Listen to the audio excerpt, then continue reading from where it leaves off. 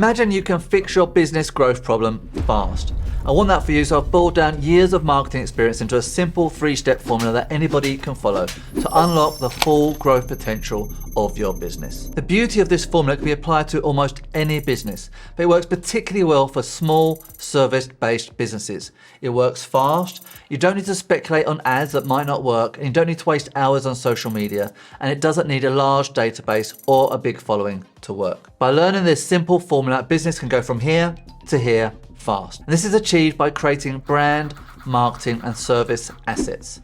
The better the assets you have, the faster your business will grow. The trick is knowing which ones to create that will grow your business at the fastest rate. And that's what we're about to explain. So if you're scared to look at your accounts at the end of the month, or your profit growth just isn't what you want it to be, and maybe it's stuck in the single digits or less, then this is for you, because if a business isn't growing, it's dying. I'm going to take you through this 1, 2, 3 step formula using a bucket and sponge, Batman, and a hot date to explain how. And if you follow these steps, by the end of this video, you would have created your 30-day sprint challenge. So you can start taking your business to the next level. But before we even get to the formula, you need to learn the first of 3 key principles first. Okay, let's get into it. So the real wealth is created by those who build assets. So here's Peter and Petra. They go door to door offering to wash cars. Peter has washed 4 cars, he's made $40. Petra has washed 12 cars, she's made $240. So why the big difference? So Peter's assets were a bucket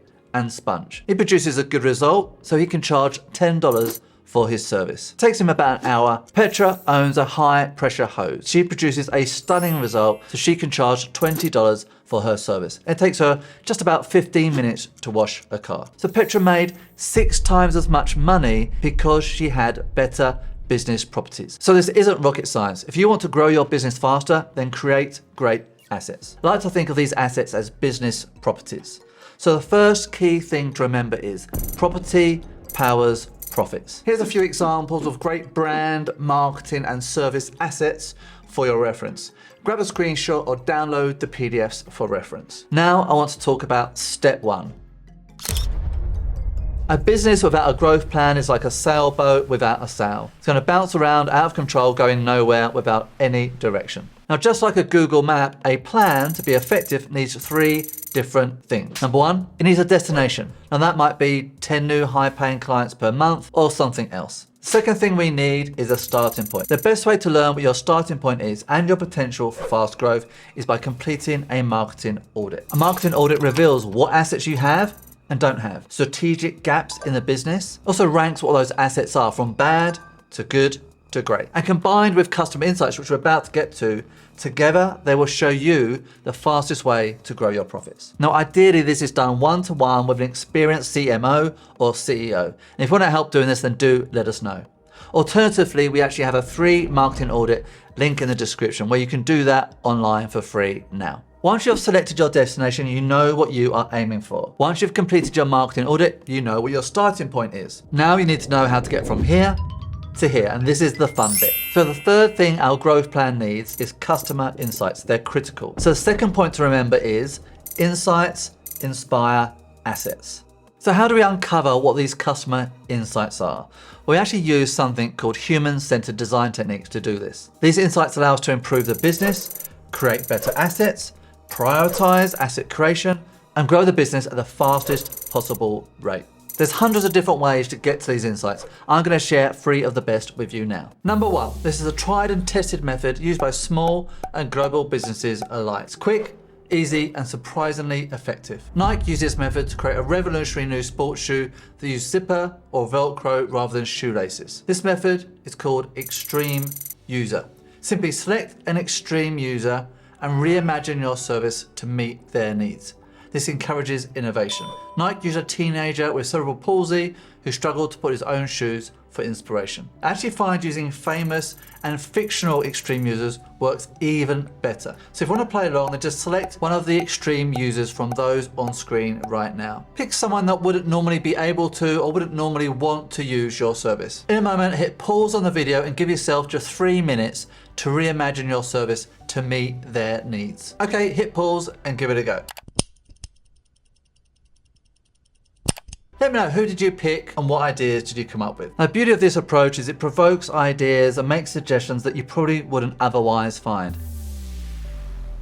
So this method is widely used in product design, marketing, and social sciences to create more tailored, human-centered solutions. It provides deep insights, it reveals hidden needs, desires, and challenges, and it leads to improved customer understanding. London Underground used this method to dramatically reduce waiting times. It's called ethnographic research. Now that's just fancy language for observing and recording customer behavior, usually without their knowledge. And it might be through secret cameras recording customer behavior, through ghost shoppers recording their buying experience, or for an online business using web recordings like Hotjar to record online web sessions. So London Underground used cameras to record people using their ticket machines. They found that people operating the machines were less effective during peak rush hours. Videos revealed that people felt stressed because those waiting in the line behind them were pressurizing them to move quickly. As a result, they actually didn't read on-screen messages correctly, they made more mistakes, and actually took them longer to operate the machines. By changing the orientations of the ticket machines, users had more privacy, they felt less pressure, and actually performed better and faster. So this approach can reveal user behavior that perhaps other methods wouldn't reveal. So save the best to last. Now in good hands, this is the most powerful tool of all, in my opinion. So this is best for small businesses, owner-operators, coaches and consultants, service-based businesses. It's not such a good fit for bricks and mortar shop owners, large businesses with tens or even hundreds of different customer avatars, businesses with multi-layer management structures that restrict and stifle innovation and change. And the benefits, frankly, there's so many benefits, there's too many to talk about. So I'm just going to cover the top 10 and we're going to do this in reverse order.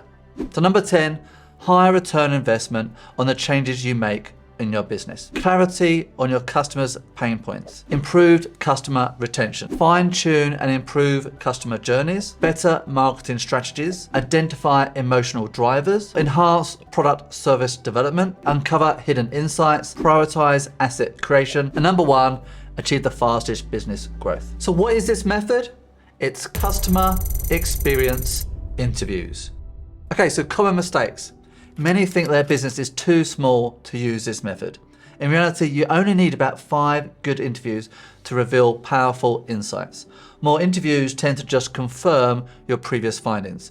We recommend 5 as a minimum, 7 preferred. Interviews need to be long to reveal insights. Not true. I would say the average duration for our interviews are about 10 minutes only. They think the clients won't give them the time they need. That's not been our experience, so we suggest sending out 10 to 15 invitations via email or text message. You'll probably get the interviews that you need. And some are scared of bad feedback, but actually negative feedback can be more useful than positive feedback. So don't cherry pick customers, pick randomly or pick from a cross section of your current or recent customers. And the number 1 mistake, and it's a big one. Imagine you go on a hot date. Everything goes great. You can't wait to see them again. You even think this could be the one. It goes that good. And you're dying to know if they feel the same way, but you know you're never gonna get to the real truth if you ask them directly. But they probably will tell their friend the honest truth of what that date was like. So if that friend was a mutual friend, then you'd probably be able to learn the real truth through them. Well, it works exactly the same with customer experience interviews. And you need an outside person working on your behalf to act as that mutual friend, to reveal the real insights and the real truth about their experience working with you or your business. So here's some quick tips. This should be completed by somebody outside the business, very important. Completed anonymously and the findings merged and delivered into a collective presentation. Highlight threads and themes from the interviews. Focus on items that can grow the business profits swiftly. Now, often this is done using word clouds to highlight words and the language used.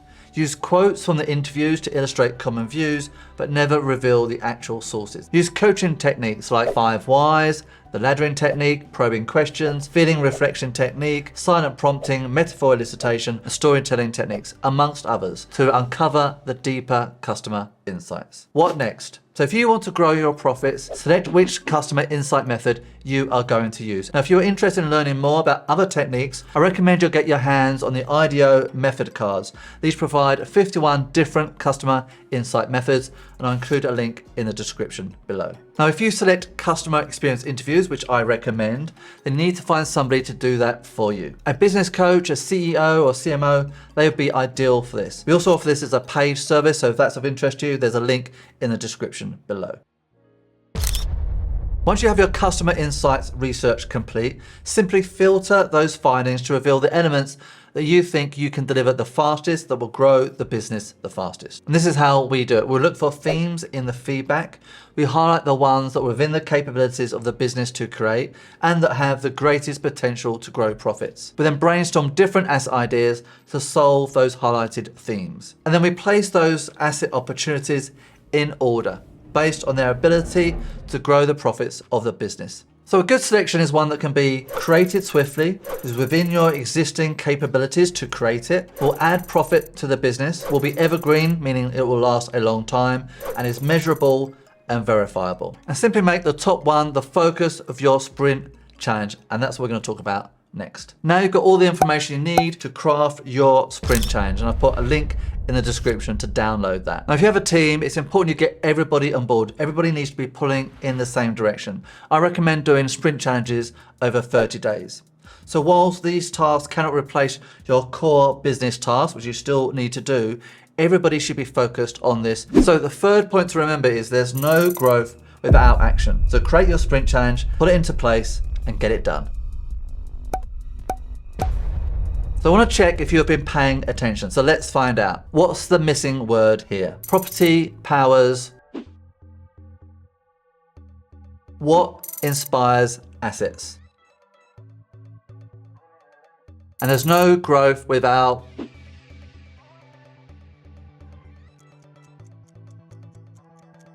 So if you've made it this far in the video, then you should definitely take all you've learned about your customers and use that to build out your customer's journey.